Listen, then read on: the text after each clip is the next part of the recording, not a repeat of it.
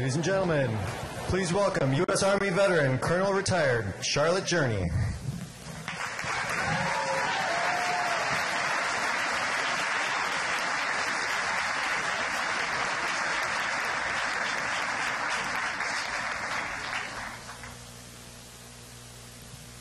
Please join me in the Pledge of Allegiance.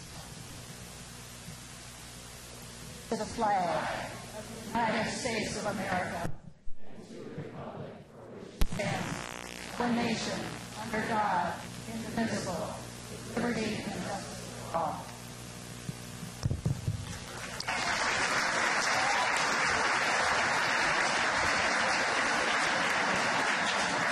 University of Wisconsin freshman, Shreya Bandyopadhyay.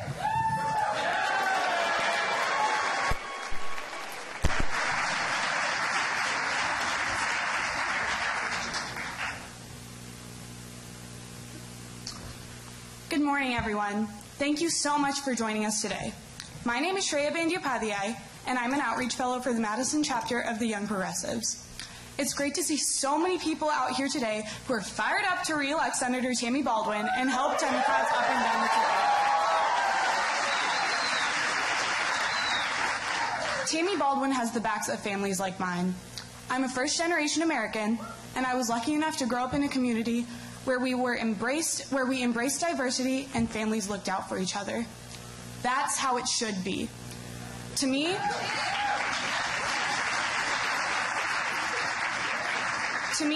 that's what being a Democrat is all about. It's about all of us helping each other succeed and get ahead. That's what Tammy Baldwin is about.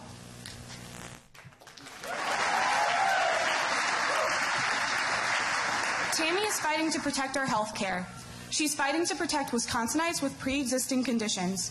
Tammy does right by Wisconsin, no matter what it takes, and no matter what powerful interests stand in the way.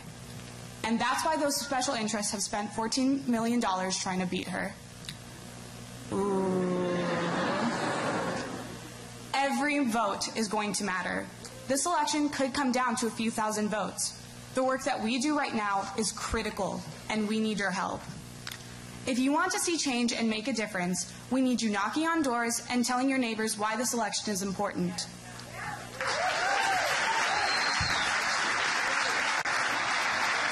It's easy, it's fun, and thousands of Wisconsinites are volunteering their time, and we can't afford for folks to sit out. So please sign up for a volunteer shift and join our effort. There are folks in the audience with clipboards who can help you sign up. Or you can also pull out your phones and go to www.tammybaldwin.com/volunteer2018. Pull out your phones. I see all of you. The most critical work in a campaign is simply telling voters about why you support Tammy and why this election is important. It's on us to stand up and speak out. And we know the most powerful way to do that is by voting. And the great thing is, you don't even have to wait until November 6th to vote. You can vote today. Yes, you can actually vote right now, and it's so easy. If you're a resident of Madison, you can actually head over to the Student Activity Center after today's event and vote with your photo ID. Students, remember to bring your student ID or Wisconsin's driver's license. Find out where and when to vote by going to www.tammybaldwin.com/vote. Voting is easy and it's important. We have the opportunity to elect strong Democratic leaders like Tammy Baldwin, Tony Evers, and Mandela Barnes to create positive change and lead our state.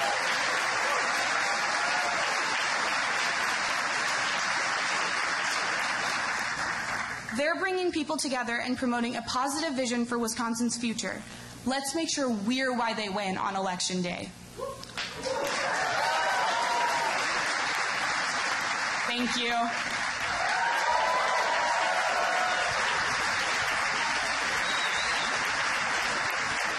Please welcome Congressman Mark Pocan.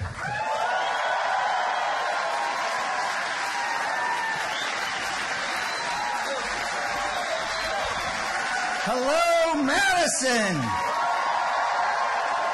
Are you excited to see Joe Biden? I would be remiss, however, if I did not briefly begin by reflecting on 3 acts of hate and terror that occurred in the last week. a white man shot and killed 2 African Americans after a failed attempt to barge into the predominantly African American church. A man who railed online against Democrats, the media, and minorities sent mail bombs to people who've been criticized by the president. And Saturday, a man shouting anti-Semitic slurs opened fire at a Pittsburgh synagogue, killing 11 people attending services. And despite the significance of those events, there was a lack of a sincere and significant response from the President of the United States, Donald Trump, a man who all too often sharply attacks his critics and stokes division daily. His low-road approach to governing and politics is not like that of Barack Obama or Bill Clinton, or for that matter, George Bush or Ronald Reagan. He truly seems to enjoy sowing division and hate around race, gender, religion, sexual orientation, partisan affiliation, and even profession. Just ask the media. But he is not who we are and not what this country is about. Now, Barack Obama has a strategy on this. He says when they go low, we go high. I have a different take on that for this week. I say when they go low, we go vote. And you can vote now, between now and Friday, at several spots on campus, either Union, local libraries in Madison, or of course on Election Day, Tuesday, November 6th. There is nothing like keeping a great special interest free public servant like Tammy Baldwin in the U.S. Senate, or like the loss of Congress or the governor's mansion to send a strong message of our disapproval. So go ahead, say it with me. Go vote. There's a way to stop hate in America and respect diversity when we go vote. There's a way to make college affordable when we go vote. There's a way to protect pre-existing conditions in health care when we go vote. There's a way to boost wages when we go vote. There's a way to legalize cannabis and have a cleaner environment and restore respect for our country again when we go vote. We have, some of you really like that one.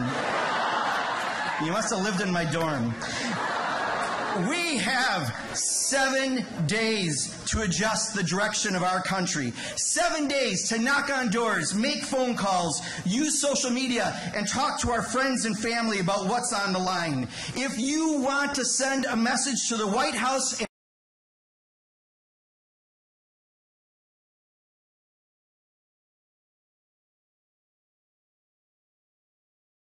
use the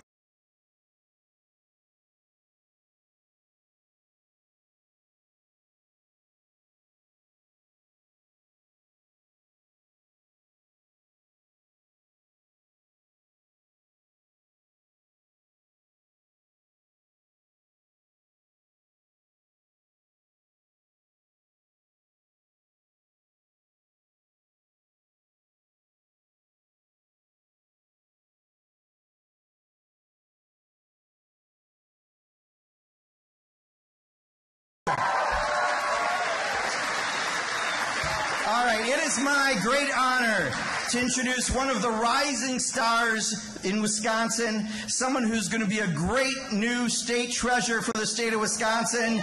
Let's introduce the next state treasurer, Shreya Godlewski.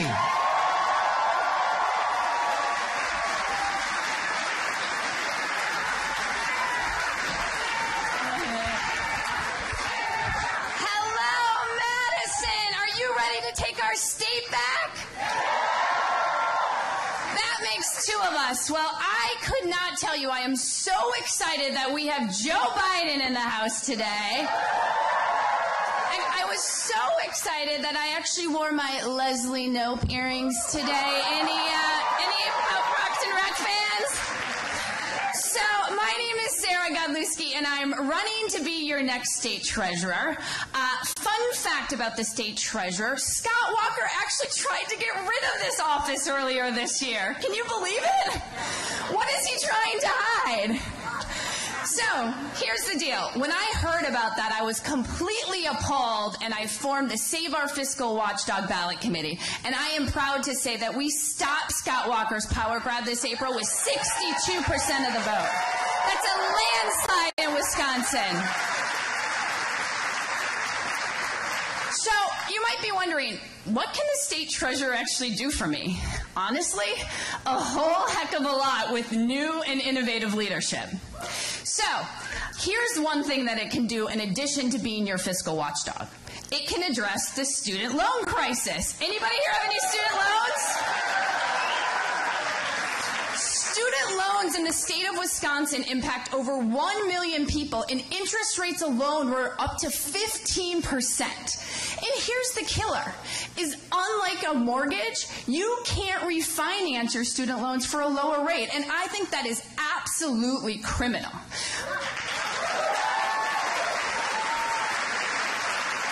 But guess what? The state treasurer is responsible for investments for 4 trust funds worth over $1.2 billion. And I think we should be making investments with you. And so we should do that by refinancing student loans at a lower rate. Imagine that, actually helping young people get ahead. And it's this type of win-win solutions that we need to be doing in Wisconsin. Now, I want to take a pause to talk about health care, because I think that health care is a big crisis in this country. I mean, we are seeing ridiculous costs and abusive financial with big pharma and drug companies. So, you know, health care is really personal to me. Earlier this year, actually in January, I've been taking this prescription drug my entire adult life. And it has been under $100 has been my copay. This January, when I went to pick it up, the guy said, "Sarah, that's going to be $1,000. And I looked at him and I said, "Wait, I think you have a couple extra zeros in that number." And he said, "No, your copay is $1,000. And I remember talking to my husband, calling him almost in tears, because what am I going to do? Should I take my medication every other day? I mean, people shouldn't have to determine, do I pay my mortgage, do I pay my rent, or am I going to pay my medication? Because the reality is, if Wisconsinites aren't healthy, they can't work, they can't contribute to the economy. And here's the deal, is that we know people like Tammy and Tony and Josh are fighting to hold big drug companies accountable, because what they're doing is absolutely abusive and wrong.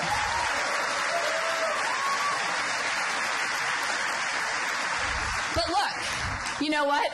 When I asked the clerk at the counter if there's anything I can do to lower my copay, and he said no, you know what we can do on November? Go vote! What are we going to do? Go vote! And here's the deal, is we have less than a week, and this is the most important election of our lifetime, because Wisconsin can't wait. So, I want to see hands. Are we going to go vote on November 6th? All right, everyone. I am super excited because we are going to rock this election in ways we've never seen before. And with that, I want to introduce our next Attorney General, my good friend, Josh Kaul. Please give a round of applause for Josh.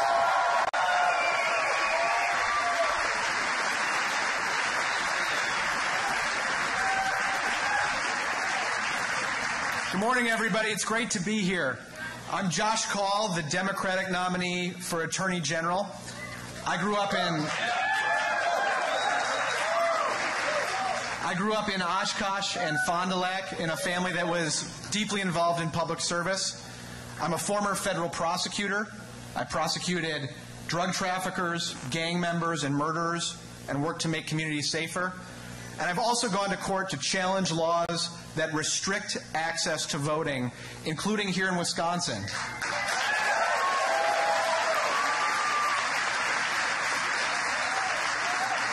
I was part of a challenge to more than a dozen restrictions on voting that were enacted in Scott Walker's first term in office, as well as a law that limited early voting to one location per municipality, no matter how big the municipality was. And after nearly 2 weeks of trial in federal court, a federal court judge here in Madison struck down several of those restrictions, including restrictions on registration and restrictions on early voting.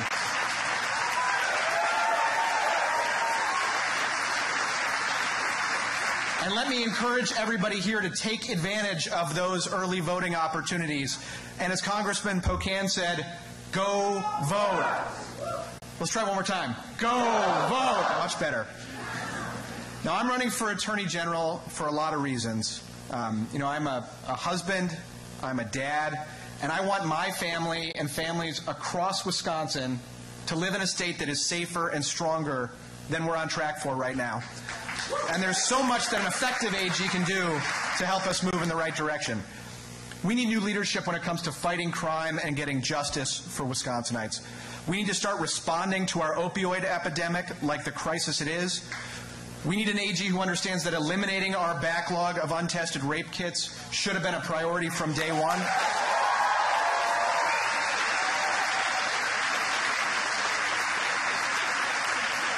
And you may have heard that my opponent suggested that we consider arming teachers in Wisconsin. He's criticized gun-free school zones. What I think we need are some common sense gun safety measures like universal background checks and a ban on bump stocks.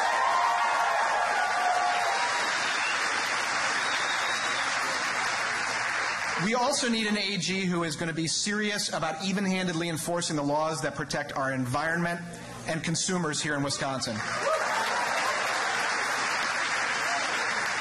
When predatory for-profit colleges make false promises to students in Wisconsin, they should expect to be held accountable. And when polluters break the law and make a mess, they should expect to be held accountable in Wisconsin as well.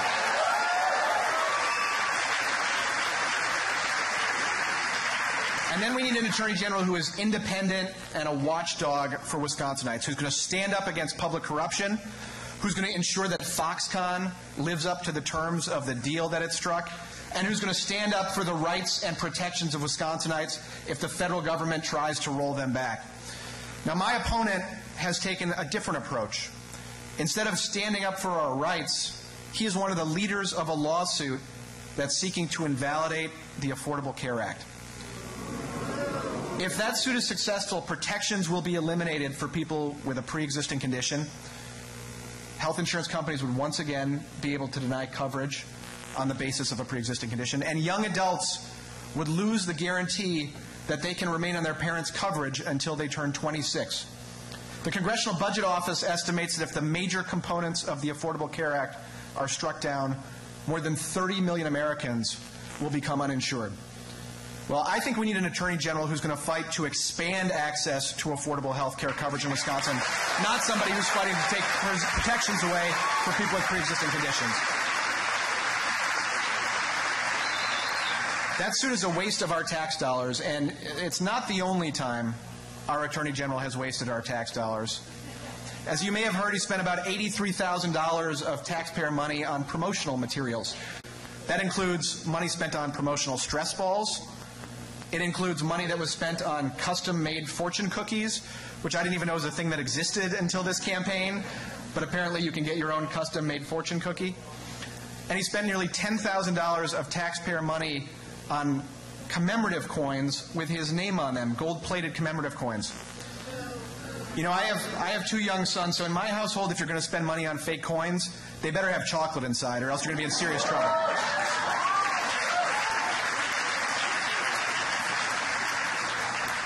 But in all seriousness, our Attorney General in his first 2 years in office spent nearly $10,000 on fake coins, but only 9 of the kits in our backlog of untested rape kits were tested. That is the definition to me of misplaced priorities. So we need new leadership in our Attorney General's office. And we also need to re-elect Senator Tammy Baldwin to the United States Senate.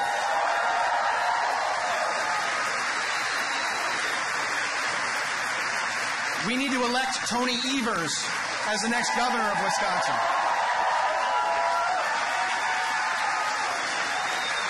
And I have the privilege of introducing your next Lieutenant Governor, Mandela Barnes.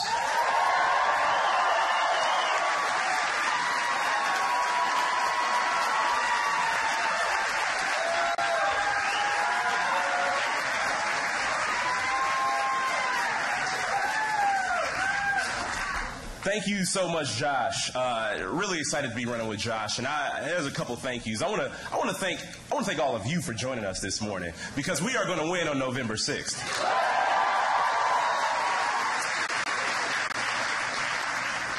So I actually met Josh when I was a member of the Assembly. We were working on some voter rights issues, making sure that we challenged our state's voter ID law. And I'm going to tell you, it will be so refreshing to have an attorney general who wants to expand voting rights, not take them away from people. So let's give another round of applause to Josh Kaul. Also, Sarah Godlewski. When is the last time you've been excited about a treasurer's race? That is the kind of energy that's going to get us across the finish line, because she fought so hard to keep the office, and when she's there, she's going to fight hard to restore integrity to it. So again, Sarah Godlewski, thank you so much.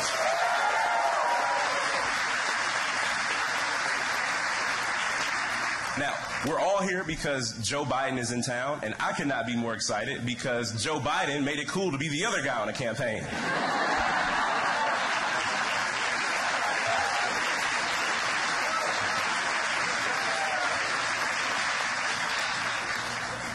So this is going to be a historic moment for the state of Wisconsin. I've been getting across the state with Tony Evers. We're actually starting our bus tour in a couple days, because we are going to fulfill our promise to not just campaign in all the counties. We're going to campaign in as many communities as possible. We have to reach voters. We have to reach people who have not been heard, people who've been left behind by politics, people who've been left behind by government, people of color, young voters, women, members of the LGBT community. You should rest easy knowing that an Evers Barnes administration has your best interests at heart, and we have your back.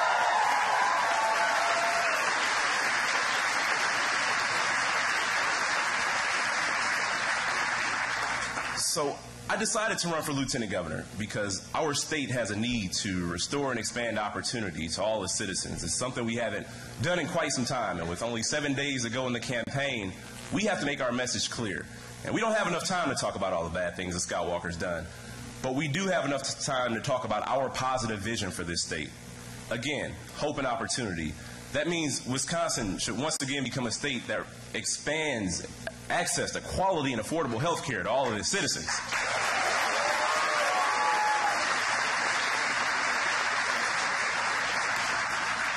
And Tony's made the commitment to making sure that we take that Medicaid expansion.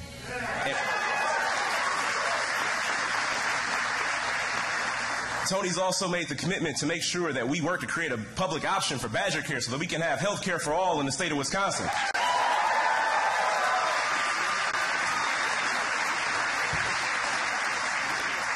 Now, normally people wouldn't put it in as plain terms as these, but Barack Obama gave us the green light last Friday. When Governor Scott Walker and our lieutenant governor say that they're going to cover people with pre-existing conditions, they are lying. If they were not, they wouldn't be a part of this frivolous lawsuit to get rid of the Affordable Care Act, to get rid of Obamacare that will leave the 2.4 million people in the state of Wisconsin with a pre-existing condition in jeopardy, not knowing where their health care may come from, not knowing how much they'll have to pay for health insurance. And that is one of the most, it is frightening. As someone who has a pre-existing condition, I grew up with asthma. Most people in this room have a pre-existing condition. And to be ignored by your leaders, to be ignored by your state, means that we're in a very sad time. And that's why we have to go vote. Like Mark Pocan said, what are we going to do? We're going to vote because health care is on the line. We're going to vote because education is on the line. And another lie from our governor. He said he's the education governor. But no education governor cuts $800 million from public schools, from K-12.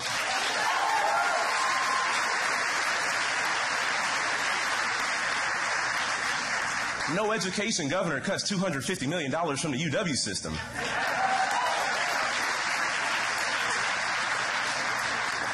Not only will Tony Evers work to invest money back in our K-12 schools, we're going to make sure that we are working to make college more affordable and more accessible so that everybody, regardless of where you come from, you have a chance to get an education in the state of Wisconsin.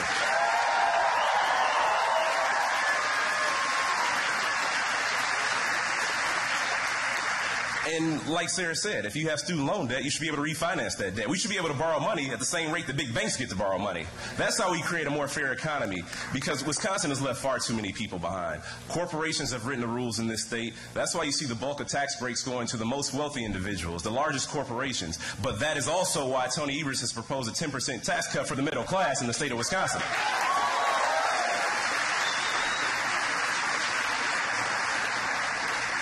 Now, what some may see as one of our more controversial issues, Tony and I share a belief that we should probably get scientists back in the Department of Natural Resources.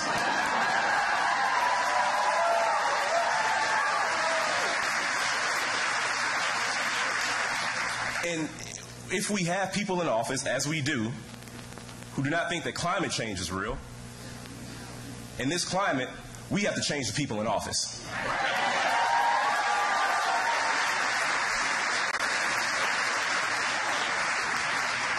So with this being the most important midterm election of my lifetime, and maybe even Tony's lifetime, we're just two young guys. And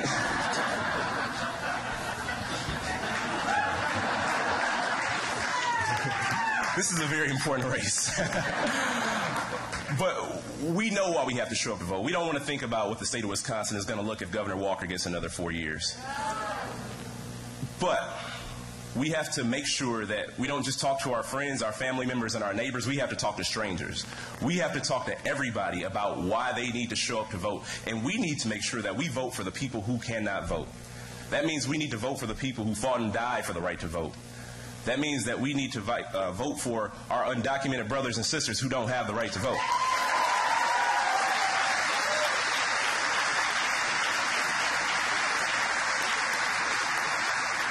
The state of Wisconsin spends $1.5 billion per year to put people in prison.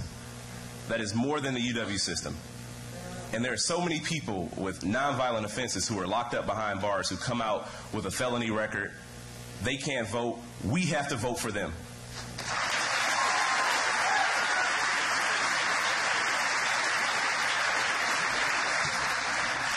We have to vote for school children across this state and across this country who want to live in a nation that is free of gun violence.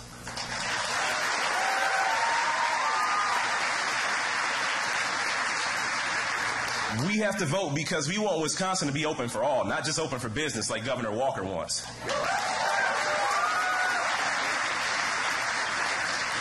We need to vote because we want Wisconsin to once again be a state that we can all be proud of.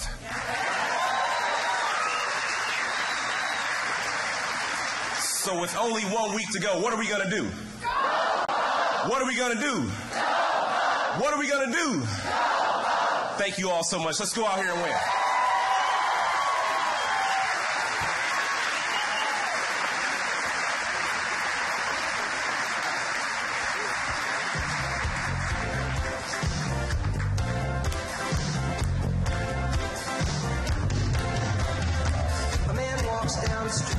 Why am I soft in the middle now? Why am I soft in the middle? The rest of my life is so hard. I need a photo opportunity. I want a shot of redemption. Don't want to end up a cartoon in a cartoon graveyard. Bone digger, dogs in the moonlight. Far away, my welded door. Mr. Beer, get these mutts away from me, you know. I don't find this stuff amusing anymore. If you be my bodyguard, I can be your long lost pal. I can call you Betty when you call me, you can call me out. A man walks down the street and says, why am I short of attention? Got a short little span of attention, and oh, my nights are so long. Where's my wife and family? What if I die here? Who'll be my role model? Now that my role model is gone. He ducked back down the alley with some roly-poly little bat-faced girl. All along, there were incidents and accidents, and hints and allegations. If you be my bodyguard, I can be your long-lost pal. I can call you Betty when you call me,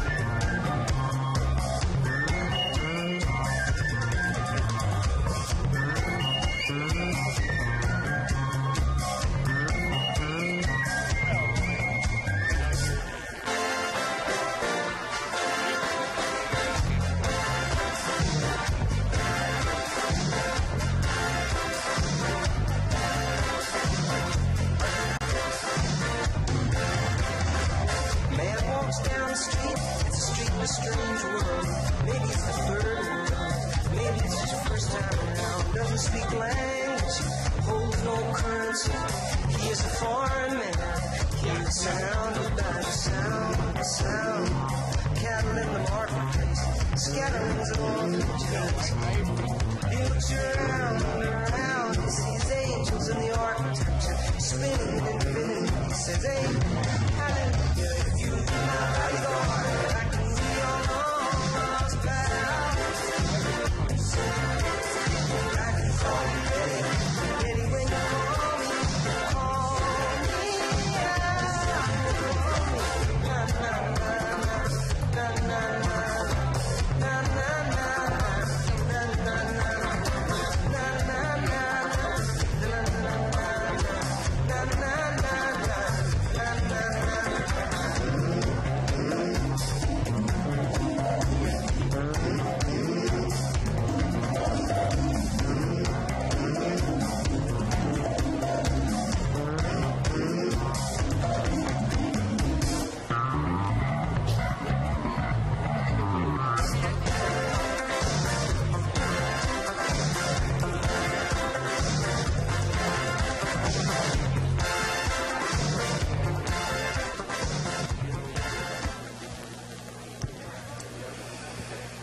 Please welcome State Superintendent and your next governor, Tony Evers.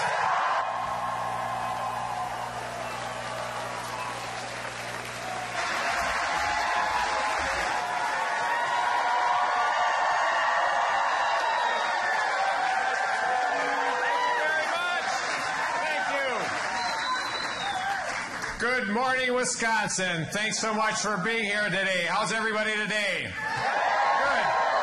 Now, my name is Tony Evers, and I'm going to be the next governor of the state of Wisconsin. Now, you've had a chance just a few minutes ago to meet Mandela. He's going to be a great, great, great lieutenant governor, right? Now, Mandela and I have had the opportunity of being all across the state of Wisconsin here, and we have never seen more people excited, enthusiastic, engaged. I've never seen anything like this yet. We are in a good place to win this next November 6th. We're fired up because you know what? It is time for a change. It is time for a change. Great long years we've had a governor who put special interests and his wealthy donors ahead of the people of Wisconsin. We've had a governor who's failed to take on the issue of student loan crisis, right? Has he come to your house to help you out? He's demonized our teachers, and he's cut hundreds of millions of dollars from our public schools. We've had a governor who has made decisions about women, for women, without women. Bad news.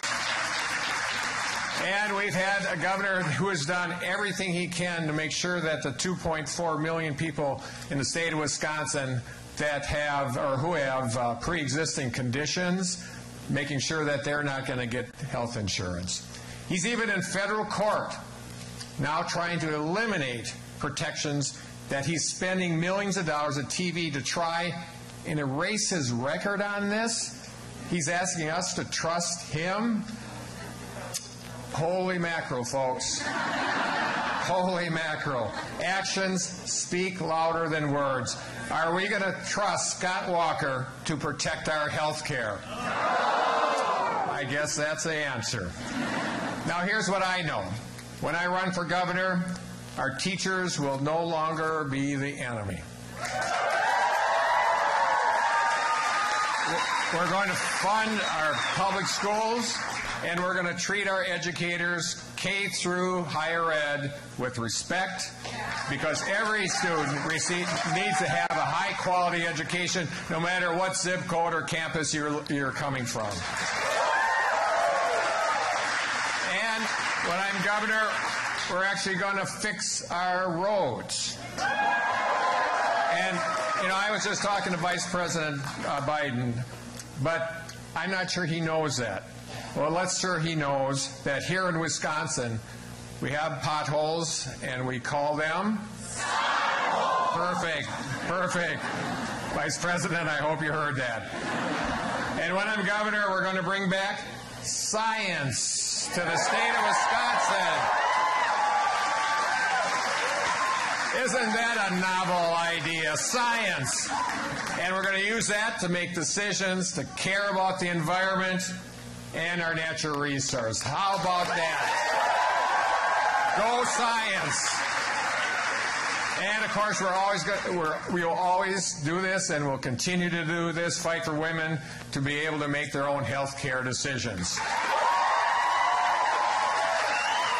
And finally, when I'm governor, we're going to make sure that, unlike Scott Walker, we're going to take that federal Medicaid money and help lower the cost of health care for the people of Wisconsin.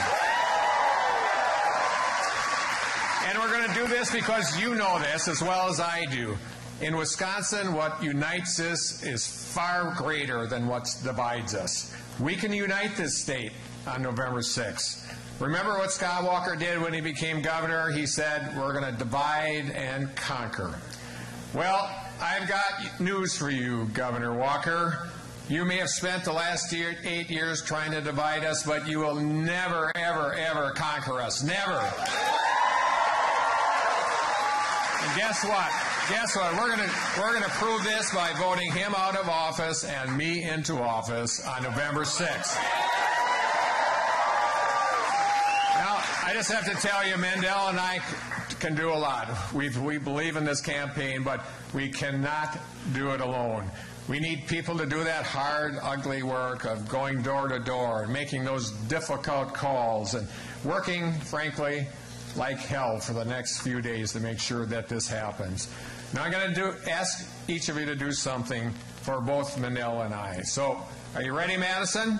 Yeah. The answer is yes. I need every single one of you to think of 5 people that you know, maybe not vote, or maybe, by gosh, they don't know who to vote for yet. You can help them out with that, believe me. And get them out to vote. Get them out to vote. If everybody in this audience gets 5 people to the polls for the entire Democratic ticket, we will win in November. We know that because when Democrats vote, Democrats win. So go vote.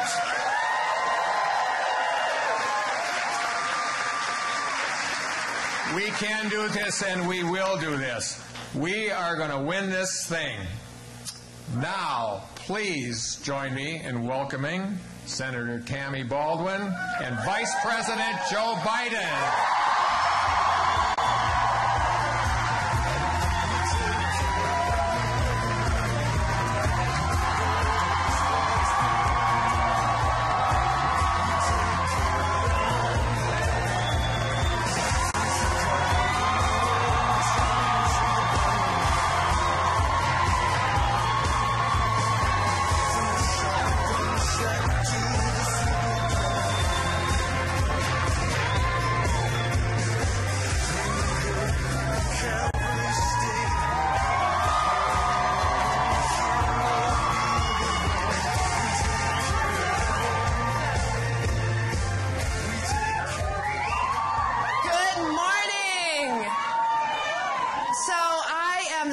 Excited about our next governor, Tony Evers. You know, his running mate, Mandela Barnes, is also going to bring a new generation of leadership to Wisconsin. Yay! And together, as you just heard Tony talking about, they're going to take on health care and move us towards affordable coverage for everyone. And they are going to fix our crumbling roads and bridges and fully fund education from early childhood through college. You know, I'm also honored to have here in the state of Wisconsin Vice President Joe Biden.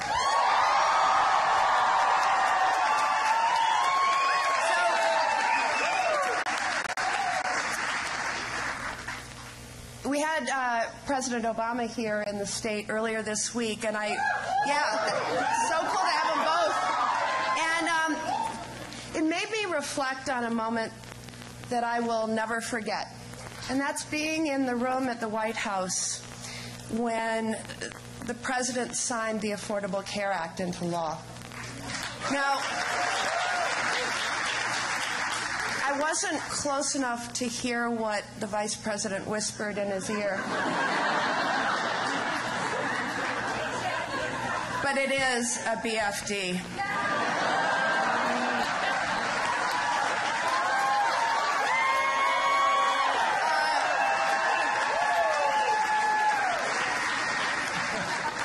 It was such a remarkable moment for me because really health care is the issue that brought me to public service to begin with. I was raised in this community by my grandparents. Both were here at the university working. And when I was 9 years old, I had a very serious childhood illness. And I was in the hospital for 3 months. And my grandparents were just at my side cheering me on. And they wouldn't have burdened me with any problems they were having affording my care. But it turned out that their family health policy didn't cover grandkids. And I'm not sure how that was ultimately resolved. But I know that immediately after they said, well, let's fix this. Let's get her health insurance. But I was a child with a pre-existing health condition. And there were no takers when they tried to find an insurance plan to cover me. And I grew up believing that that was just wrong, that no families, no parents, no grandparents, no foster parents should ever have to lay awake at night wondering if they were an illness or an injury away from financial ruin. And so when I had the honor as a House member to be able to work on the Affordable Care Act, I was, trying to make it as perfect as we could make it, but, politics is the art of compromise. But I fought so hard for coverage for pre-existing health conditions. So that at that moment in the White House, they were once, and I thought for all, putting in federal law a guarantee that regardless of pre-existing condition, that people would have non-discriminatory coverage. And I'm also pretty excited about the amendment that I sponsored in the House of Representatives that allows young people to stay on their parents' health insurance until they're 26. So, just out of curiosity, anyone who's under 26, raise your hand. All right, now, keep it up, keep them up. Keep them up. Now lower your hand if you're not on your parents' health insurance. Wow. I joke about this because you know the legislative process. My amendment passed in the wee hours of the morning after like 3 days of doing the markup on the bill, and it was so anticlimactic I didn't even get to give a speech in my committee. And then it's moments like that where I realize that we can make a huge difference. A huge difference.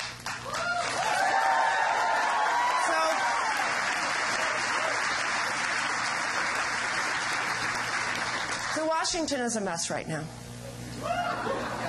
Tweet storms, cable news shout fests. It's noisy, it's chaotic, there's distractions. And when Washington isn't working, it means it's not working for you. But I submit it's working pretty well for some. And my best example is the tax bill that passed late last year. 83% of the benefits to the top 1% and large corporations. They told us it would pay for itself. You have to work hard, you math majors, to make a $2 trillion mathematical error. Really hard. Or you never intended to be truthful in the first place. We were told, don't worry, it'll trickle down. Well, we're not seeing a lot of increases in wages for working people. I have always said if it had been the other way around, 83% for working people and middle class, it would have had my vote. But just get this one statistic. One company, ExxonMobil, will get a bigger tax break in the first year of this plan than every Wisconsin individual and family combined. One corporation. Now, I make these comments to show you that Washington is working pretty well for one group of people. But they've kind of decided that that's not enough with their team of lobbyists. Now they're going to weigh in on the elections.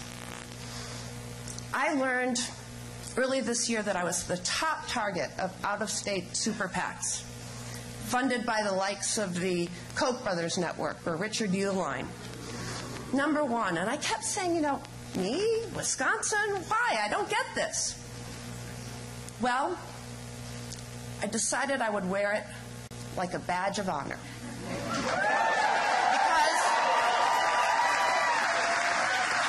Because these folks have figured out that I'm not afraid to stand up against them. And I will always fight for you.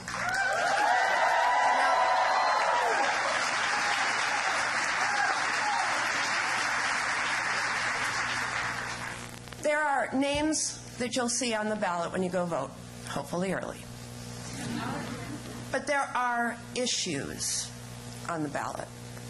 Health care is on the ballot. Affordable higher education is on the ballot. Our environment is on the ballot.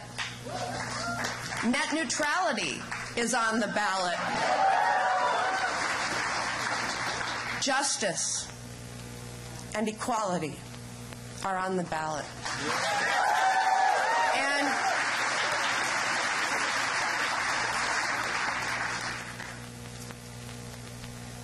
there could not be a sharper contrast in my race for Senate of who's doing the bidding of the big insurance companies and who's fighting for you. I think about the fact that my opponent said that she would proudly be the deciding vote to repeal the Affordable Care Act and the protections for people with pre-existing health conditions. Yeah, you can make a little noise if you want about that. And I think about all the people that I've met over the course of this campaign who realize that our health care and those protections are under threat, and who have committed themselves to activism and to organizing around that issue. I'll tell you about Jenny. I met Jenny just a few months ago. She lives in Oshkosh with her family, her husband, 2 kids. Their son, Cass, was diagnosed with cancer 2 years ago. And the doctors recommended aggressive chemotherapy. And Jenny and her son basically moved to Children's Hospital in Milwaukee. She sat by his bedside as he was being treated. And she came up to me and she said, I was in his room on election night 2016. And there was a little TV in the corner of the room, and I saw the results coming in. And she said, wow, that's not supposed to happen, as she's watching Wisconsin go narrowly for Trump. And then she sees that President Trump may well become the next president. And she said to me that she burst into tears. She was terrified. She and her husband had insurance, but they know that they could never have covered his care without it. And they also know that Cass will forever be labeled as a person with a pre-existing health condition. And she was fearful for his future. The good news, Cass has been in remission for 21 months. And the entire family on that night became activists. They became organizers. They became so involved around that issue. And I have seen that everywhere I've gone in Wisconsin for the last 2 years. I thank you for being involved. I thank you for knowing your power. So when I look at those super PACs spending millions of dollars trying to defeat me, I say, I have something they don't, and that's you. So, yes.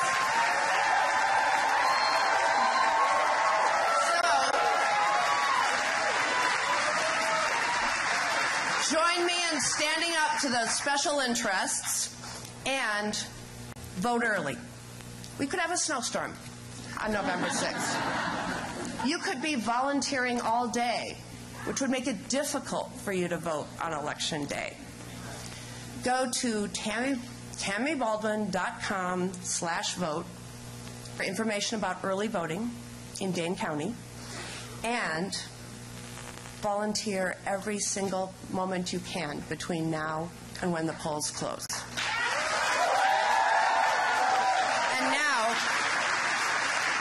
please join me in welcoming Vice President Joe Biden.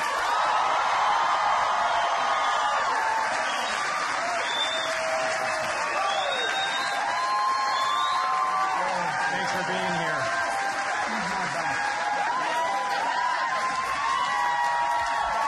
Hello, Wisconsin.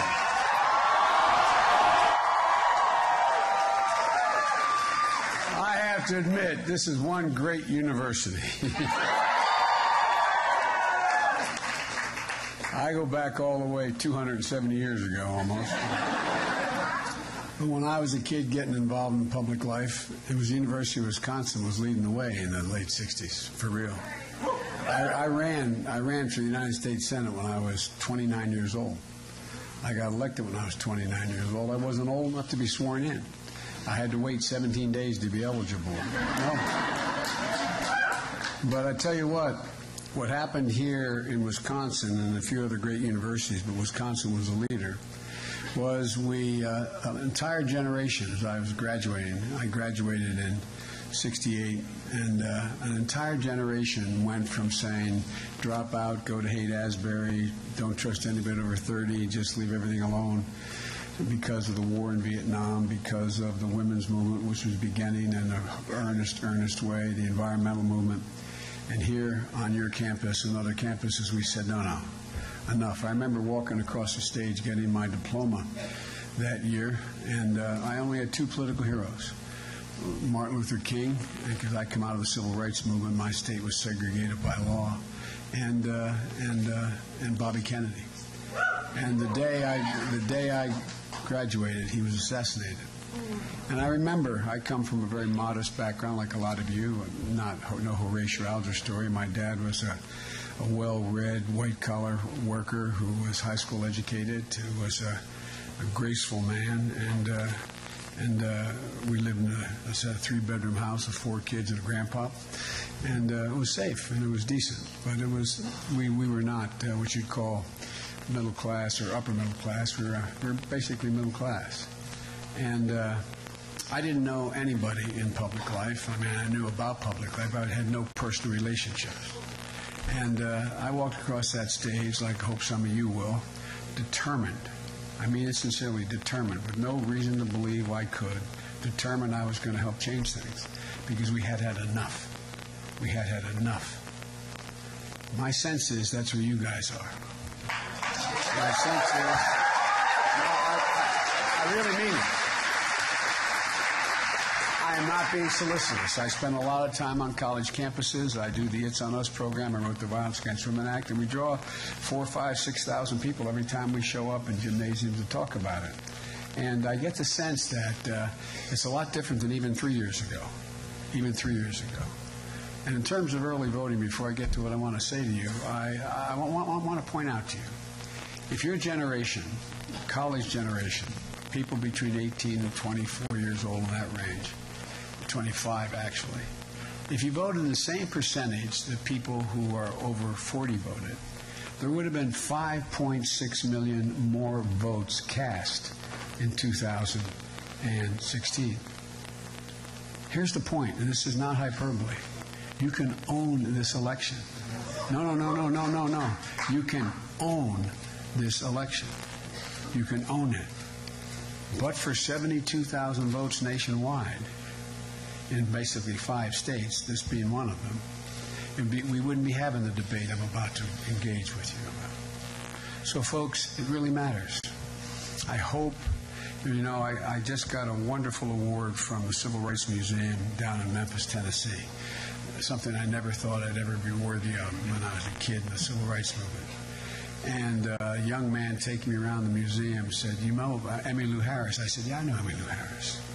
Emmylou Harris was a civil rights activist who said, "I'm sick and tired of being sick and tired. I am sick and tired of this administration. I'm sick and tired of what's going on. I'm sick and tired of being sick and tired. And I hope you are too." Three times this past week, the forces of hate have terrorized our fellow Americans for their political beliefs, the color of their skin, or their religion. A series of explosive devices has been sent to a bunch of us. Our kids, our grandkids could have picked them up. Cold-blooded murders took place of 2 African Americans in a shopping center in Kentucky, a Kentucky supermarket. And then the worst anti-Semitic attack and crime in our nation history. 11 people massacred. 2 of my close friends belonged to that synagogue.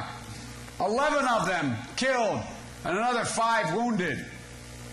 Folks, this is not who we are. We need to recognize that words matter. Words matter.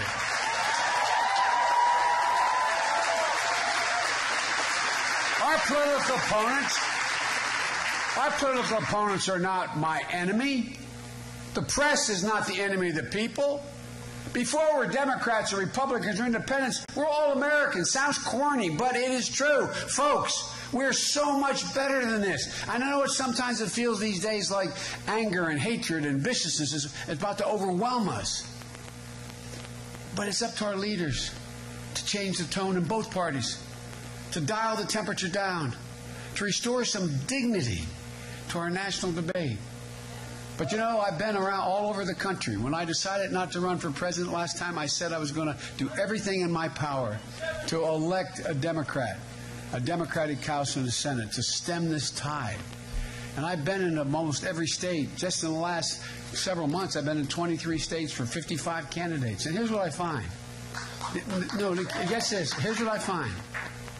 The American people are so much stronger, so much more decent, so much more ready to change the tone. It's within your power to change the tone in our day-to-day lives. It starts in our neighborhoods. It starts by opening the door for somebody. It starts by standing behind and making sure to tell the bus driver, no, someone's on the way. It starts by just treating people with decency. That's the way we always treat one another. That's how we change. The American people do not reflect what is happening. We can and we will overcome this moment. We can do it together by being the best versions of ourselves. And I know that sounds strange. It's like character. My mother used to say, Joey, character is made up of 1,000 little things. It's no one big thing. It's 1,000 little things. The person who will lie to the waitress at the table will lie to you. The person who will not hold the door for somebody with a package won't help you. The person who isn't decent and just says hello to you when you recognize them. It matters. It really matters, the tone. So you can't let the leadership get us down. The version of America I see when I travel the country is that America is worthy again of being called that shining city on the hill. Sounds corny to say to a sophisticated college audience, but folks, I spend more time doing foreign policy than anybody who's been around in a long time. I chaired the Foreign Relations Committee for years and years. My responsibility for the president was foreign policy and national security. There's virtually every major world leader I know. And the rest of the world is worried about us. Because when America loses its way, they feel really threatened. You know, I've campaigned for folks this year, and as I said, the one thing I see today more than ever, we need women and men in public life of character. When people talk to me, and I'm fairly accessible, when people talk to me, they usually don't bring up a specific issue. They bring up the mood of the country. They look at me and say, is it going to, not a joke, is it going to be okay? Is it going to be okay? Tell me what's going on. They're looking for people who tell the truth. People who are authentic. People who don't belittle other people. People who treat, as my dad would say, everyone deserves to be treated with dignity. Everyone. Everyone. And I'm here today because two of the people right here on this stage, Tony and Tammy, have character. They're looking for people with character. No one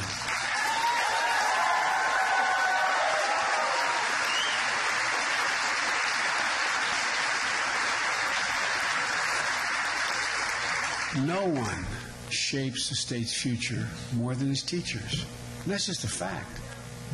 And that's not just because somebody is down. If there's a doc in the house, we get some help here. But folks, you know, I'm already violating the Delaware rule, which is if anybody stands more than 15 minutes on a hard surface, you lose their vote. Well, you've been standing for 30 before I got up, so I apologize, and I'll try to make this short. You know, no one has done more for Wisconsin students through education than Tony has. Teaching. He's a science teacher, worked as a high school principal, and is running a school district. And he's been all through all the stages, and he's now the state superintendent. I'm married to a teacher. She taught full-time. She's a professor at a community college now. She taught full-time, the only second lady ever in history that I'm aware of to work full-time.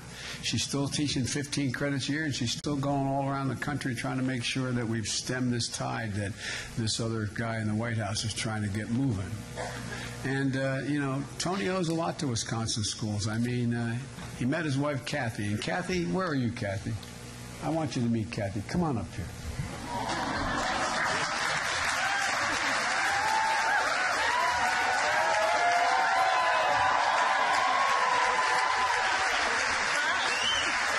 She said she's surprised. By the way, running for governor is a team sport. No way out. He met Kathy in kindergarten. In kindergarten. She was too young to resist. She should have known better. But she did it anyway. I did. Thank you, Kathy. Thank you for what you did. Thank you. Thank you.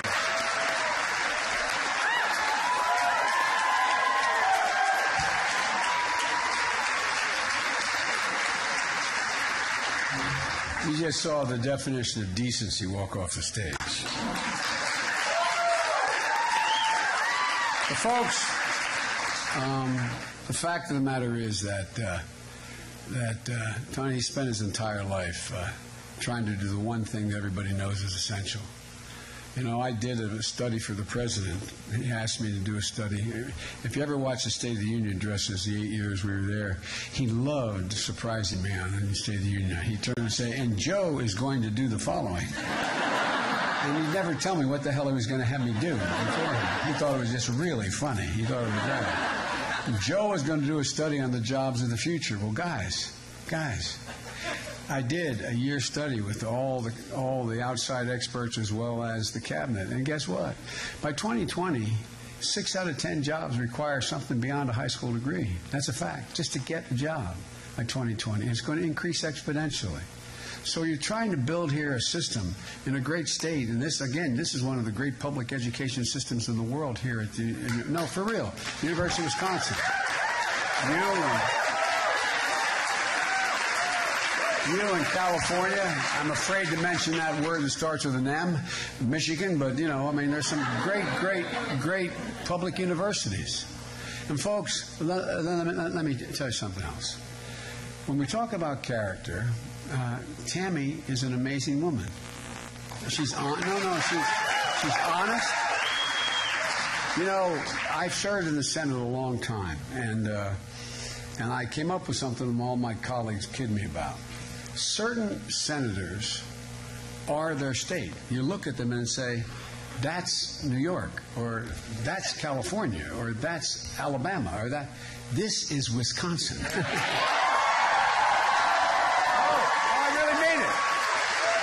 Not a joke. Not a joke. Oh, but I mean, her whole personality is Wisconsin. Everything about her is Wisconsin. She's open. She's decent. She's honorable. She is authentic. I mean, it's the reputation you guys have all across the country. I mean, for real. Every state has a reputation. That's the reputation of Wisconsin. You're just open and decent and welcoming people. But this is Wisconsin right here. I remember her first election. Some weren't so sure this unabashedly progressive lady would win in the rural parts of her state. Give me a break.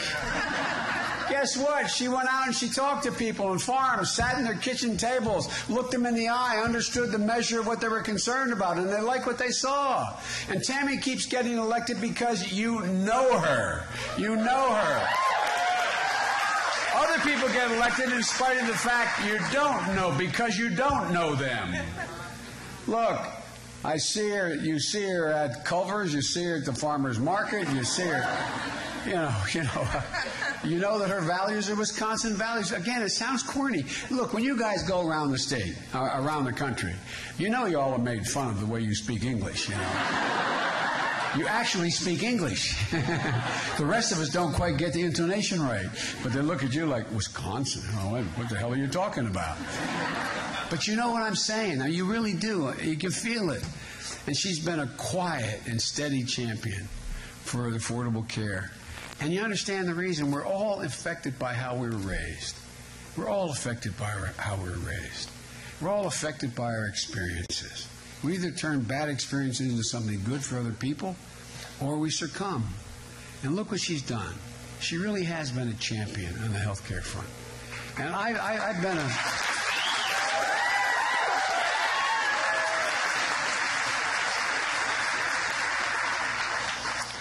And thank God my mom wasn't alive when I whispered in Barack's ear.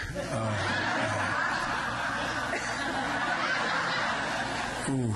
And by the way, I don't think anybody heard it. I think they... Could you hear it? I never heard it played. I said that... You did? Well, I whispered in his right... He was here. He stepped back. I whispered in this ear. He was standing this way. And I wondered, how in the hell could anybody hear what I said? But, Mom, I'm sorry. I'm sorry. But it was a big deal. It was a big deal. And by the way...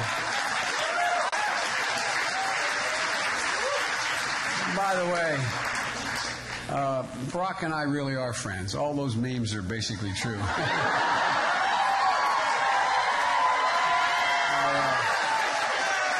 But I want to make it clear.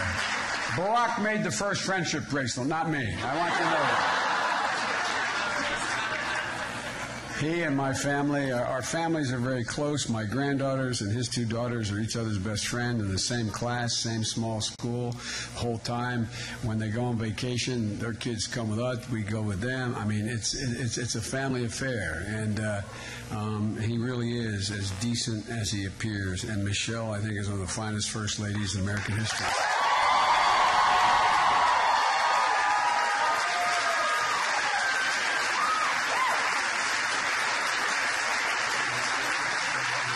But folks,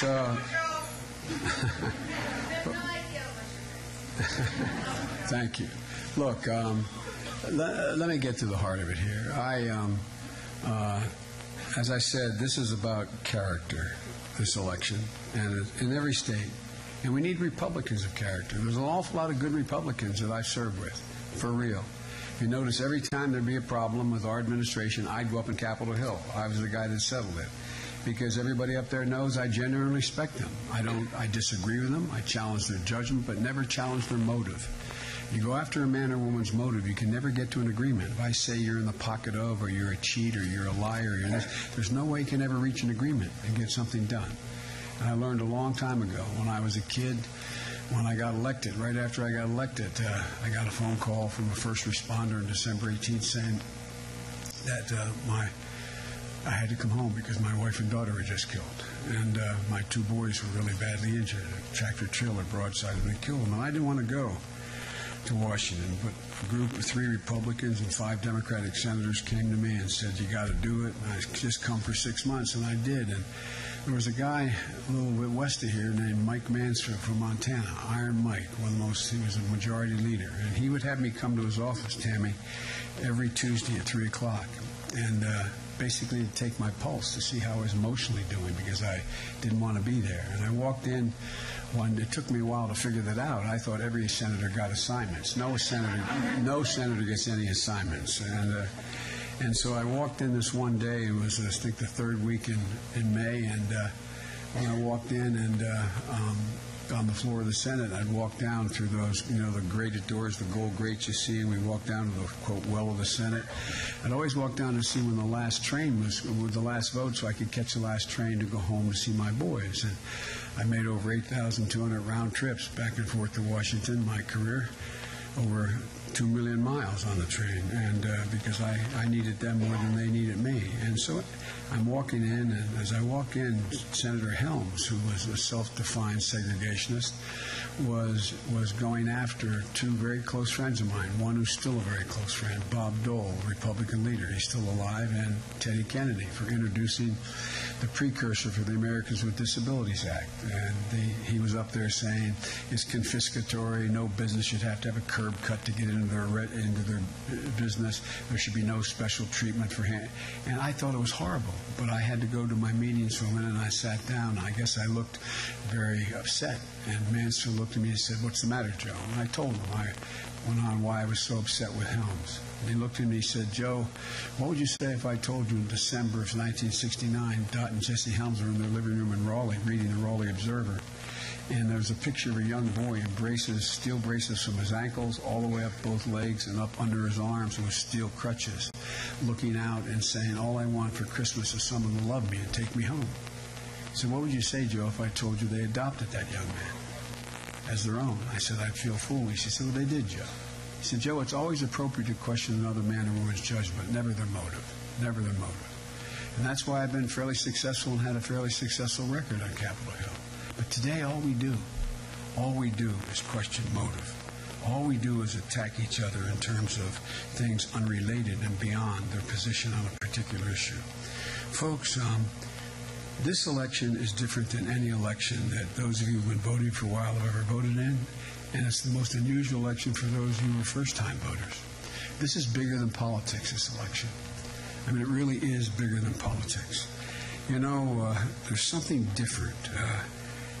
I think we're in a battle for America's soul, who we are as a country. I really do. We've been there before. In 1925, there were, by the way, 30,000 Ku Klux Klan folks dressed in garb walking down Pennsylvania Avenue. We've been here before, where hate has had the ascendancy for a brief period of time. 30,000 people in Ku Klux Klan garb marching the streets of Washington, being cheered. We've been there many times, but we've never, ever succumbed.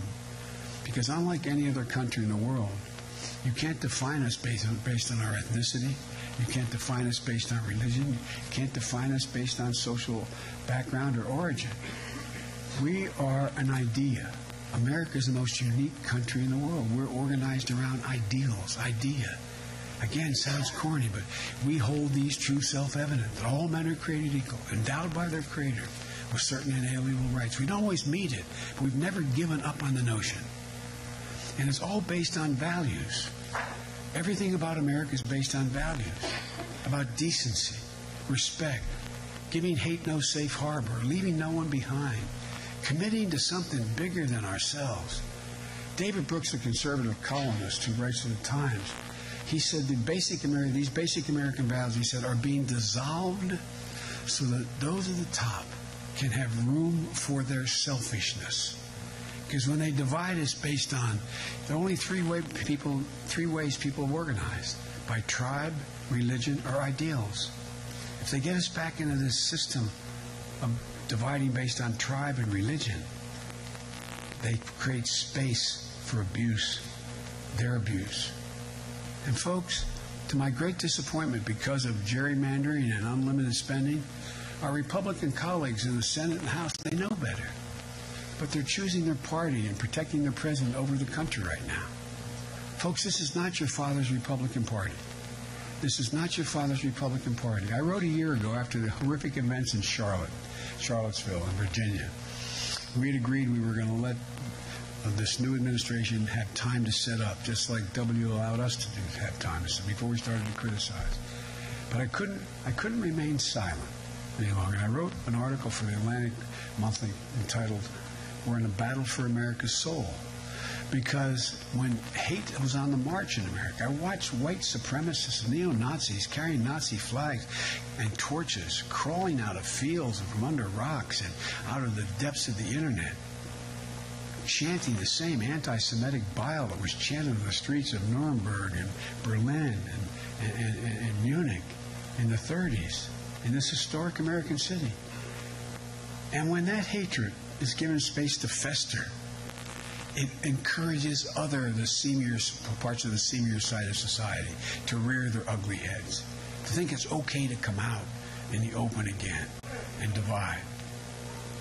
When its distorted worldview is fueled online, the rest of the world looks at us and what's going on. And when you have the leaders of this administration assign moral equivalence between those dark forces and those opposing those forces, it's so wrong. That's never been done in American history by an administration. And that hate will continue to grow. It's not just happening in Charlottesville. Calling refugees animals, propping up immigrants and African Americans as a source of your problem if you have a problem, ripping literally infants and children from the arms of their mothers at the border, preying on the hopelessness and despair of communities that are under great stress because of the changing economy, and many are still under great stress. Look at the example we're setting around the world. Our children are listening. They're watching. And our silence is complicity. And the world is watching us too. Our reputation internationally is cratering. You know, we've always led not by the example of our power, but by the power of our example. And that's how we've led the world. But this administration has ceded global leadership to tyrants and the thugs, taking the word of a dictator like Vladimir Putin on the world stage at the G7 conference over our intelligence community, exchanging what he called love letters with this murderer, Kim Jong-un, who had his uncle's brains blown out sitting at a table, has blown him out. And after a cold-blooded murder of a journalist who I predict is not going to find the body, they're going to find pieces of a body, giving the Crown Prince of Saudi Arabia the benefit of the doubt. Folks, this is not who we are, and it is dangerously impacting on our national security internationally. Look, folks, Americans already know who Donald Trump is. The question is, who are we? Who are we?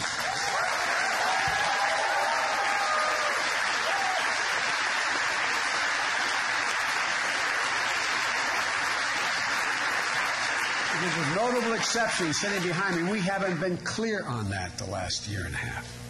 Who are we? There's two things we have to do.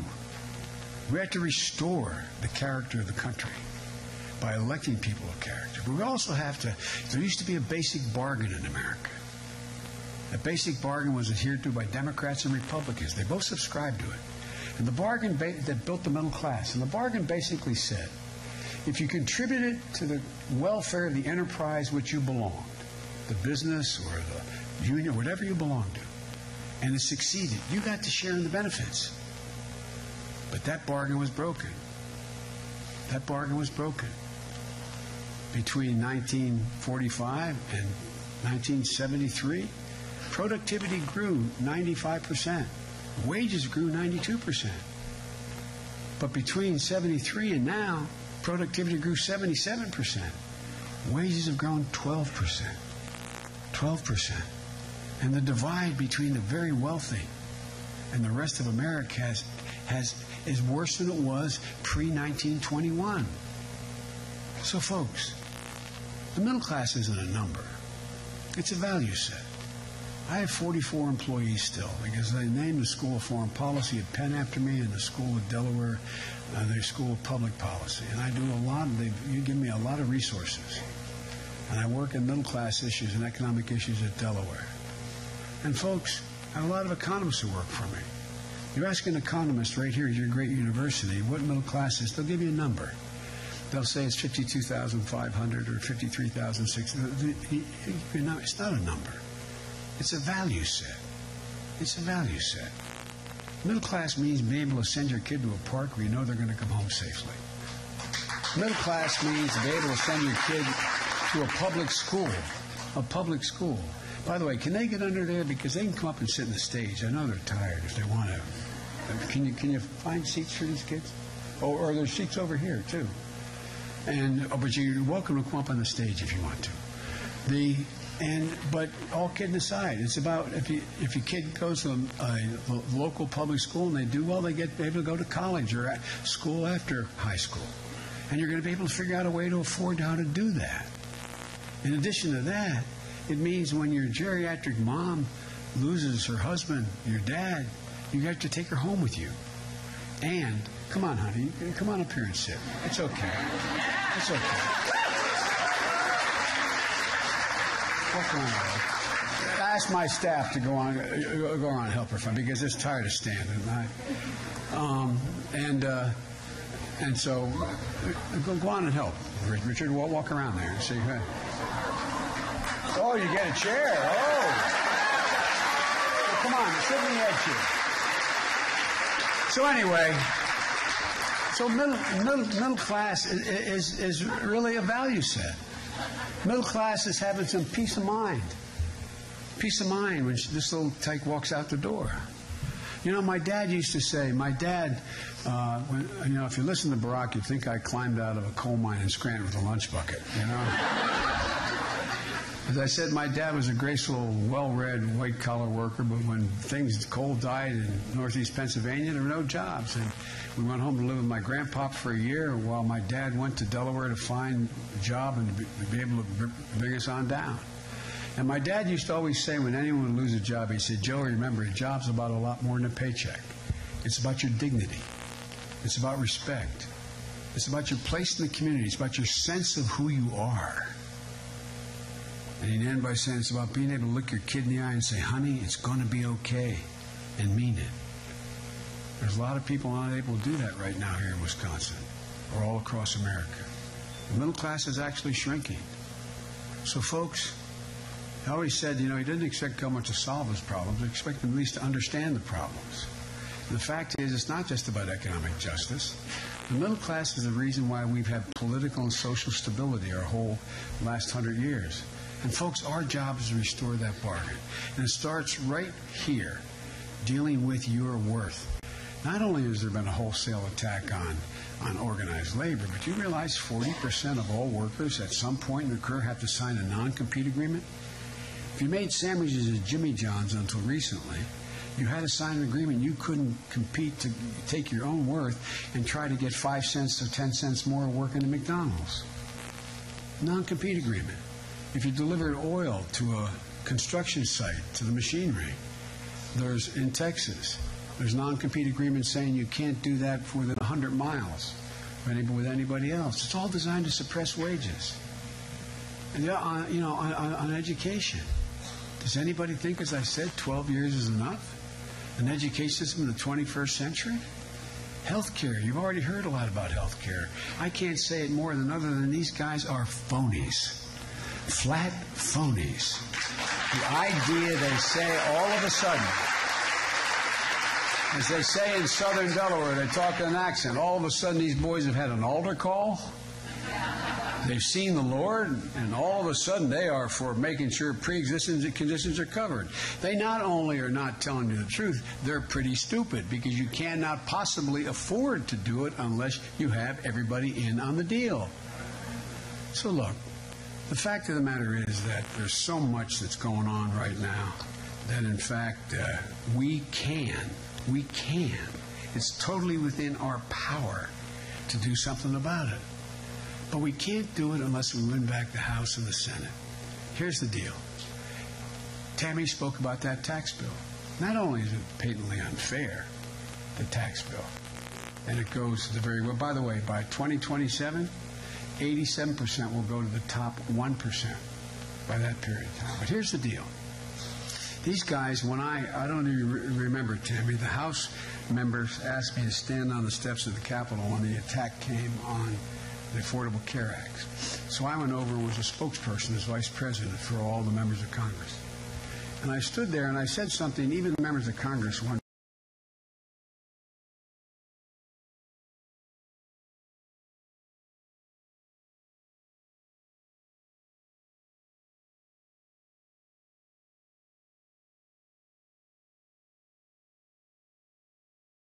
Weapon to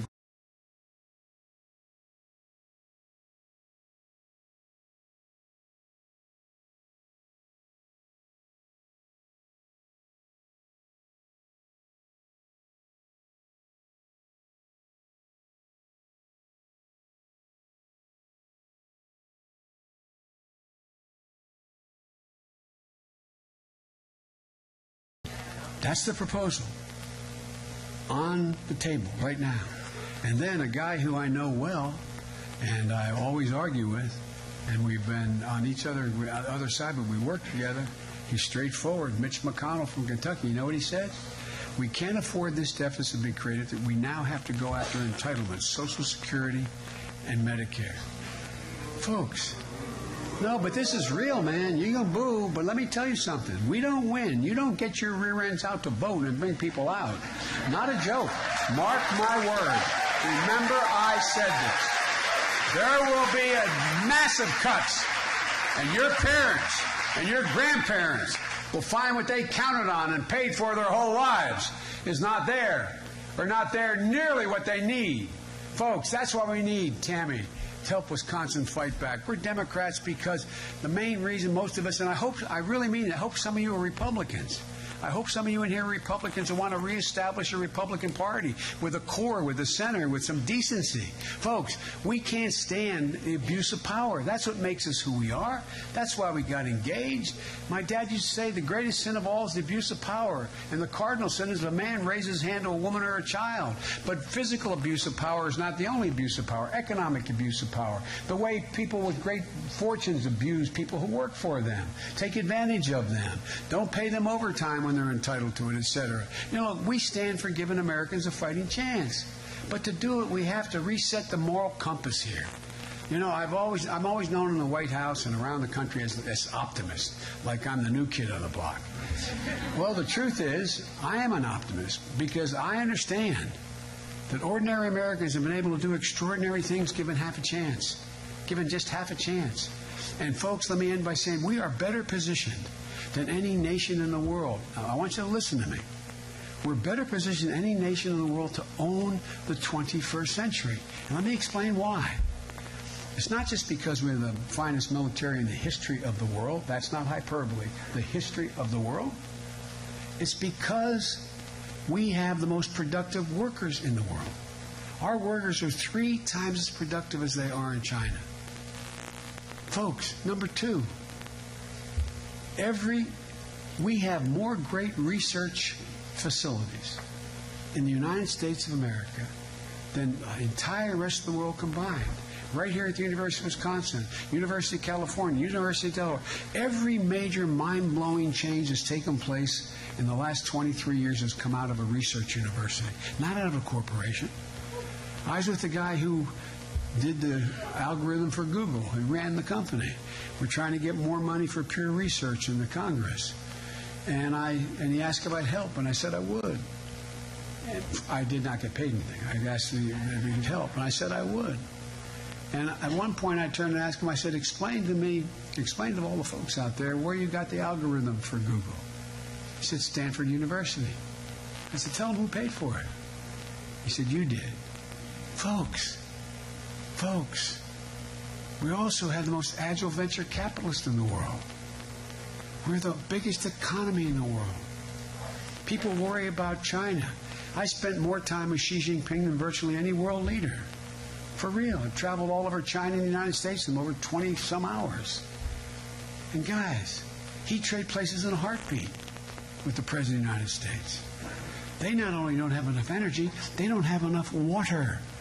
They've got a $500 million project trying to figure out how to turn around one of the rivers so people have water to drink.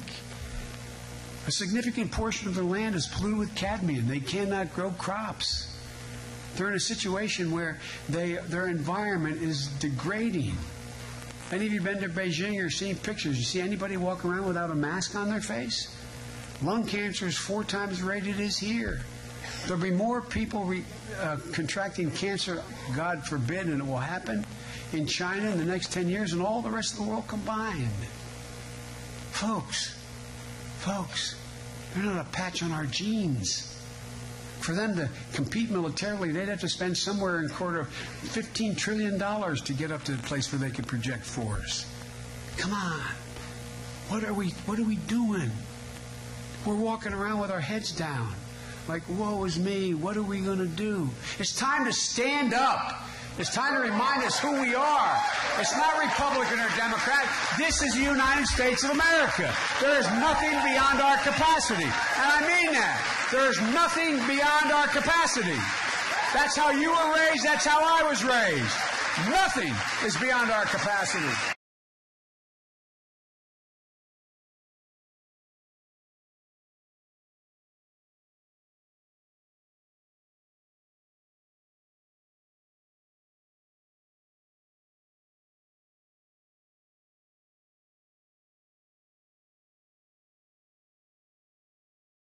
Hours.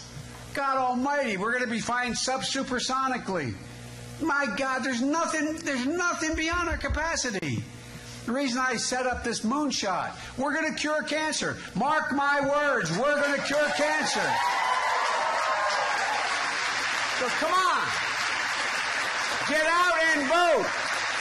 Get out and vote. Bring people to vote. Take back this incredible country. We are special, and the world needs us. God bless you all, and may God protect our troops. Thank you, thank you, thank you.